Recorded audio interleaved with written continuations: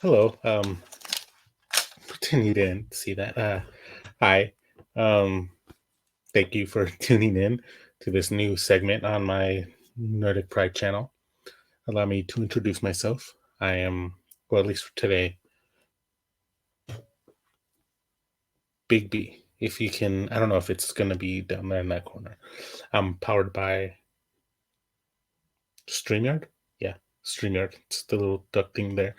Um, I just picked Big B because it's a very cool character from a graphic novel series that I do enjoy. If you can guess it, where it's from, I'll give you kudos, a shout out at the next episode. But let me do a quick explanation of what I'm doing. Sorry, I had a sprain shutdown thingy. I'm not very, I'm very nervous. This is my first time on camera on YouTube that's not scripted. Like, not something I wrote, and I'm not being anybody else. Like, no other characters being created except for myself in this setting. In this segment, I will be doing, we'll call it segment because it'll be a different branch of my uh, YouTube channel, Nerdic Pride. So this is just going to be my pop culture, comic book stuff review, whether it's games, books, toys, uh, film, shows, whatever. It's going to be strictly comic book themed or fantasy themed or whatever theme I feel like at the time.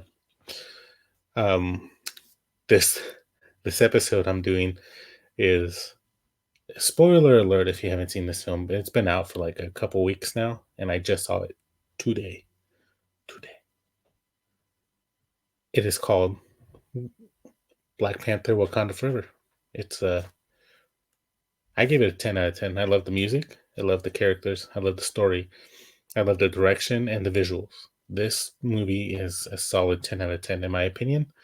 Most Some people won't agree, some people will, but I love this movie a lot. I probably gonna watch it again in theaters because it was so cool, and probably do the 4D where they put you in the theater and they put you in the water.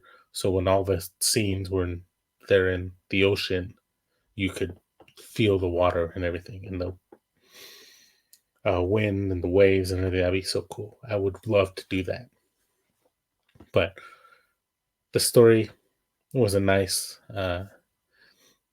really nice story about how Suri handles her grief over the death of her brother T'Challa. As we all know, Chadwick Boseman passed away in 2019, so he could not come back to portray uh, T'Challa, which is very unfortunate because he was really cool. I really liked him as the Black Panther. It was super well done in the first film. I loved it so much. The music in that one was also bomb, like so good.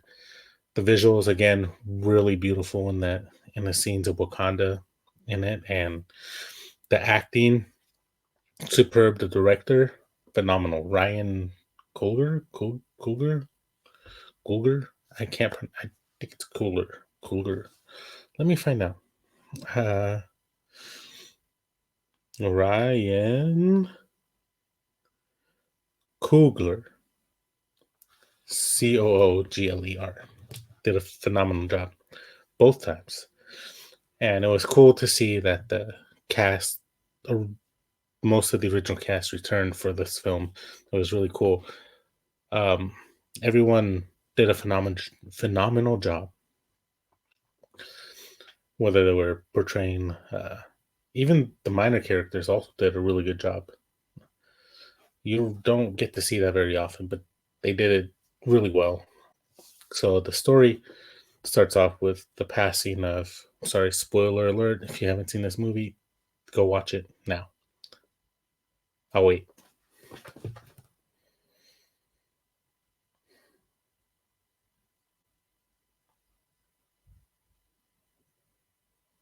You back? Cool.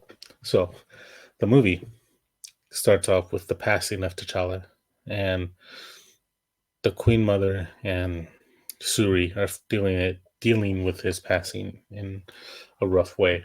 And while a year passes after he dies, they get they do their own kind of grieving. Suri throws herself into work, like trying to advance technology in Wakanda and trying to recreate the heart-shaped herb, which Killmonger destroyed in the first film. And the Queen Mother is over there in the United Nations telling them that they found mercenaries trying to break into their uh, what is it called, research center, because they want the vibranium for themselves and stuff like that. And it turns out like it was a joint thing between France and America. It's what I assumed, but they move past that. She tells them next time something like this happens, there's gonna be an act of war against Wakanda, and then it moves on to a middle of nowhere Atlantic Sea. The vibranium locator device locates vibranium in the ocean, and then they get attacked by a unknown species of people. All they know they're blue. They're not Atlanteans. They don't call themselves Atlanteans. They're called Talokans. So the Talokans go and obliterate these people, and then they uh, their leader Namor shows up on Wakanda, where the Queen Mother and Suri are grieving because she wants her to do a ritual and to grieve over the loss of T'Challa. And Namor shows up and tells them Wakanda and the Talokans should be joined together and attack the rest of the world. And if they are, if they agree with him, they should bring the scientist to him, and he'll come up and kill the scientist. Later, they find out the scientist is like a 19-year-old girl. So Okoye, Suri go and get Riri Williams, who, wink wink, becomes Ironheart in the comic book. She does her own Iron Man suit thing, and even in the movie, she does like a rough Iron Man suit thing, which was really cool because it's like a little reintroduction to a Iron Man like character because she did it in her own little garage of a car, and the suit looks like whatever first version of any kind of suit you have at the time and supplies you need or have. So I got a little like, oh, she's gonna be the next Iron Man kind of thing because that's basically what they're doing. Because she ends up developing the armor even better to Mark II, and it's something really cool. Looks really nice. And then Suri and Riri, that's like later on in the film. Suri Riri end up getting taken by Namor's Talokans, while Okoye gets, as is happening, Okoye gets pretty much disowned. Not like her rank is stripped because she lost a daughter. She lost Suri and the scientist.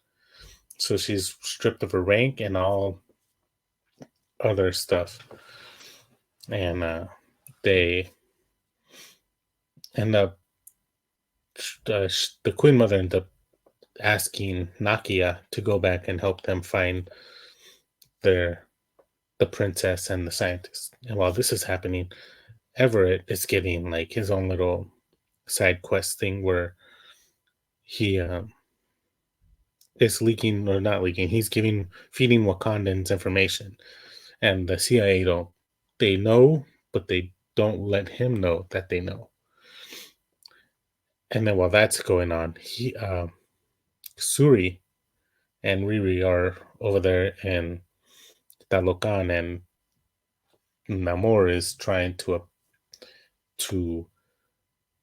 convince her to join him because he knows what it's like to be lost. And I thought they were gonna be like, oh, Namor was born 30 plus years ago. But I did like that they kept the fact that he is the longest running, like the longest living being in the MCU because he was born in like 15 something, 1586, like the 16th century. He was born at that time and he's been alive for all this stuff. So he witnessed all this, all the events in the Marvel universe. He was around, but he didn't do anything because he doesn't care. He cares about his people, the Talocans, which is really cool. And a little side funny note, when he was hired on, the actor who portrayed Namor, um, the director asked him, like, "Oh, you know how to swim?" He's like, "I never drowned." And then the producers asked him, "Hey, you know how to swim, right?" He's like, "Well, I never drowned." And then someone else asked him, he's like, "You're gonna be swimming a lot in this film." So he ended up like going to classes to swim and then learn to swim just for this movie, which is really cool and really funny. Um, so yeah, that was a really cool nitpicking thing. Well, not nitpicking, little random information I got stored in my noggin. So she tells him basically no, that she's the princess of Wakanda and she needs to know what's best for her people, like he did with his people. So Nakia goes in and um, takes him, gets him out of there, and then Namor decides, okay, they officially, unofficially declared war. So he goes off and he destroys like a little piece of Wakanda, and he tells them, well, he doesn't destroy a little piece. He like destroys a bunch of the city. And M'Baku, probably my favorite character in the first one, and my second favorite character in this one. It's funny because when they tell him about the blue people and describe them more to him, it's like the fish man. Like that's all he calls him, like fish man. And when he sees Namor attacking the beach, he goes fish man, and he's like swimming towards him, and then he runs up, uses his club to try to attack him from behind, and Namor just blocks it, and he looks at him, and M'Baku's like, "What the?" And then, pop! He gets punched in the chest, and he goes flying through all this debris, and he like gets it out. And I was like, "That's awesome." Like my favorite character is going to be Namor because being a Latino, it's really cool that they have a Latino actor, Latino culture in a way built into this character and his people, and it was really cool. So he obviously he's gonna be my favorite character, and then Mbaku is number two, and so he tells him Namor goes up, attacks the throne, and floods it. The Queen Mother dies because she tries to save Riri, which she does, and then it was heartbreaking because like scenes like this resonate with me a lot more because I lost my mother. Well, she passed away, and things that involved like mothers passing away or fathers passing away hits me more than it should because I like start getting teary eyed, and I start like sympathizing a lot more with the character. So when Suri was shouting, "Mama, no, no, no, don't go!" Like she was freaking out, and I was like, "Oh, I know where you've been." And I start crying in the theater, and my beauty was sitting next to me. She goes, "Are you crying?" I'm like, "Yeah." She just like hugged me. So they do the funeral thing for her, and then she successfully recreates the heart shaped herb, and she drinks it. And what ends up happening when you take it, you see someone of your family or ancestor, somebody to come guide you in a way. Excuse me. And so who she sees, she thought she would see T'Challa or her mom or her dad, but no, she ends up seeing Killmonger, her cousin, who was in the first one, who died. And he tells him, "You're a lot more like me than the other ones." She goes, "No, no, no, it's wrong. Like, you're lying." And then she gets frustrated when she finds out it actually works. She gets excited. So Riri at this point is developing her own. Iron Man suit, Iron Heart suit, sorry. And she like super powered now. And then um Suri does the same thing. She has her own suit, and then she goes to the council meeting and tells them like, "We're going to war with Namor, and this is what's gonna happen." And M'Baku's like, "This isn't what your mother would want." She tells him, "She's gone. Tough luck. You're gonna follow me or not." So he follows her into a fight where they want to control the area. So they take the fight to the middle of the ocean, which I thought like, why would they do that? But it's to lure them out on. I don't know why they would do that anyways, but to lure Namor out and his people. So they put the vibranium locator device in the middle of the ocean, and then it goes off, and then they all come to it. Namor, his people, and then it like sets off a sonic device, and they like freak out. They all jump in the air or up in the surface, and then they can start fighting the Wakandans.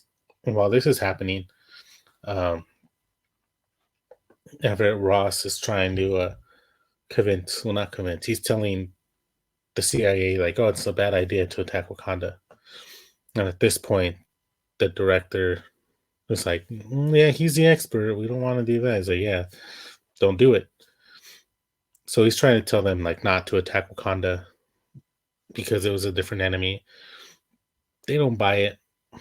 And so he gets he gets arrested because he was feeding the Wakandans information, and which is frowned upon. And so he gets taken away, and then back at the fight, they're like all fighting Wakandans and Talokans, and then Suri and Namor end up going. They find his weakness, and they like exploit it by turning on a heater in one of the ships, and so they keep him in there. So he gets weakened, and he still kicks a lot of ass for someone with like dry skin because they figured out the water is what gives him super strength and everything, like which gives him power, which makes him live basically forever kind of thing. And I say basically because it's not essentially true, but it also kind of looks like it. So they have their fight to the death on the beach. Suri beats him, makes him yield when she realizes that she's not like Killmonger, and she has a vision of her mom telling her, Suri, basically, this isn't the right way. Show him who you are. And then she tells him, yield. Your people will be protected by Wakanda. Um, don't throw your life away. I'll protect you. Yada yada yada. So he goes. He yields, and then they yield, and then it ends with like him telling his second in command that, yeah, for now they won. But when the world goes for Wakanda, Wakanda's not going to have no choice but to join us and ask us for help, and then it'll be our time. And then he Suri takes up the mantle of the Black Panther to honor her brother and her mom, and then Riri goes back to college, and then all well, all happy ending. But uh, Okoye goes out and breaks out Everett Ross because he was taken away to prison. Mm. Also, the ending was also sad because she did the ritual for T'Challa to burn her white ceremonial uniform, and it was sad because it showed flashes of Chadwick Boseman's mm, scenes with her, and it was like so sad. And then at the end of it, he they show. Now I didn't stay for the last credit scene, but I stayed for the mid one. And the reason why Nakia wasn't there the first time around because she had T'Challa's son, who is also named T'Challa, and it was so sad because like It was just a sad moment, very depressing, but also really, really good. Hmm. Um,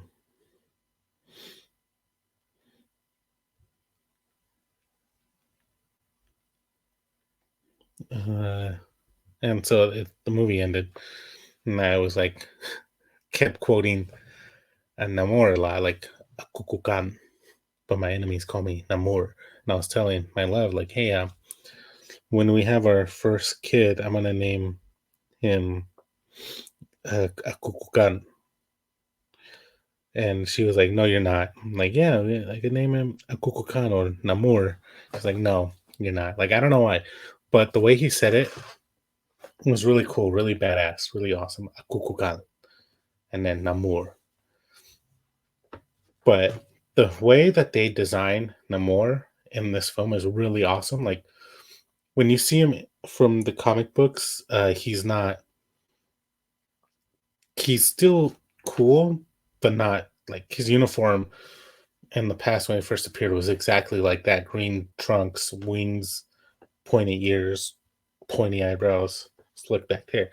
Like he looked ridiculous by today's standards, but the way they modernized him made him into the serpent god and the Aztec style um, kind of thing. It was really amazing.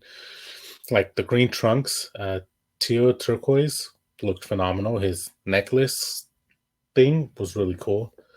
Hit the wings, his ankle wings. I didn't think they would like incorporate that. To be honest, like it looks silly on page, and probably on paper it also looks silly. But the way they did it was like really freaking cool. Like he was a badass.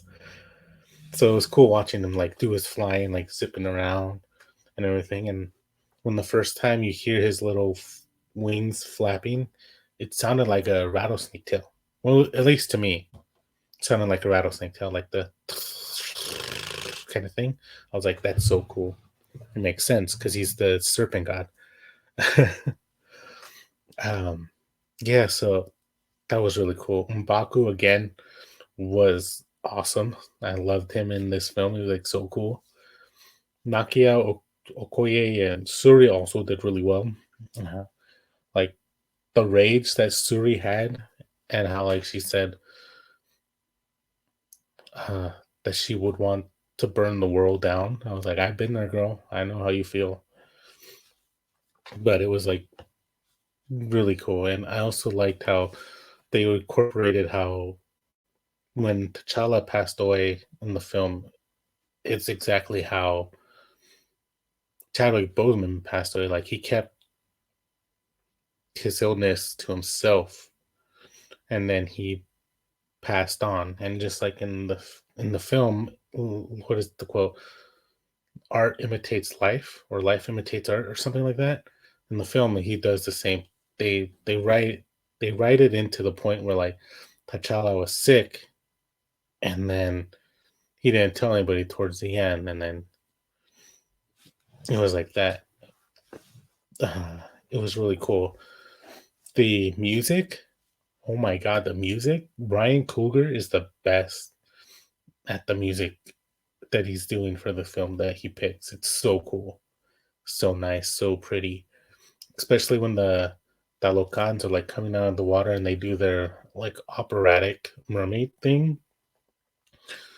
Well, they call it Sonic because it like makes people lose control and they jump into the ocean and they die, which was like really eerily beautiful and it was really cool. And I liked it. I love this movie a lot. Ryan Coogler did a phenomenal job. Uh, Such a great film. I'm gonna watch it again. Uh,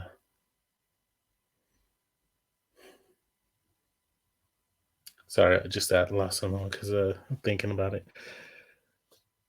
I guess till next time, thank you for watching. Ciao for now.